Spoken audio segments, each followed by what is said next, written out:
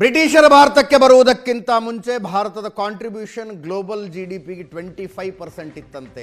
ಆಗ ಭಾರತಕ್ಕೆ ಬಂಗಾಳದ ಕಾಂಟ್ರಿಬ್ಯೂಷನ್ 40%.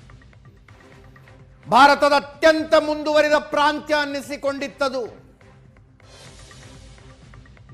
ಯುರೋಪಿಯನ್ ಶಕ್ತಿಗಳು ಬಂದಿಳಿದದ್ದು ದಕ್ಷಿಣ ಭಾರತ ಕೇರಳಕ್ಕಾದರೂ ಹೋಗಿ ತಮ್ಮ ಹೆಡ್ ಕ್ವಾರ್ಟರ್ಗಳನ್ನು ಸ್ಥಾಪಿಸಿಕೊಂಡಿದ್ದು ಬಂಗಾಳದಲ್ಲಿ. ಯಾಕಂದ್ರೆ ವ್ಯಾಪಾರ ಇತ್ತಲ್ಲಿ, ಇಂಡಸ್ಟ್ರಿಗಳಿದ್ದವು ಆಗಿನ ಕಾಲಕ್ಕೆ.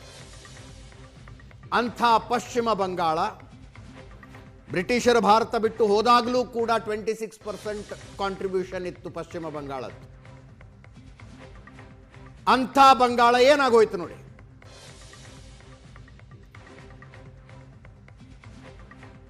ದೊಡ್ಡದೊಂದು ಬದಲಾವಣೆಗೆ ಮತ ಹಾಕಿದ್ದಾನೆ ಪಶ್ಚಿಮ ಬಂಗಾಳದ ಮತದಾರ. 87-200 ಸಂಖ್ಯೆಗಳು ಮಾತಾಡ್ತಾ ಇದ್ದಾವೆ. Very convincing.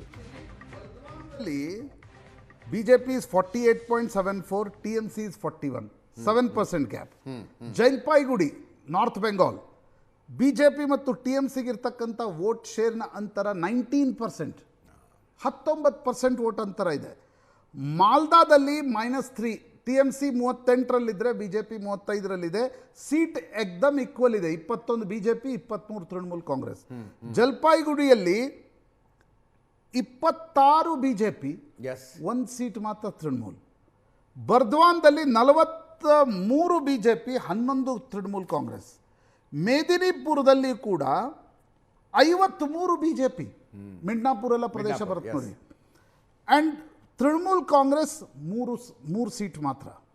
ಪ್ರೆಸಿಡೆನ್ಸಿ ಏರಿಯಾದಲ್ಲಿ ಮಾತ್ರ 41% ಬಿಜೆಪಿ ತೆಗೆದುಕೊಂಡಿದ್ರೆ 45% ತೃಣಮೂಲ್ ತೆಗೆದುಕೊಂಡಿದೆ. 57 ಸೀಟ್ನಲ್ಲಿ ಬಿಜೆಪಿ ಮುಂದಿದೆ ಪ್ರೆಸಿಡೆನ್ಸಿ ಏರಿಯಾದಲ್ಲಿ. ಮೇಕ್ ಆರ್ ಬ್ರೇಕ್ ಪ್ರಾಂತ್ಯ.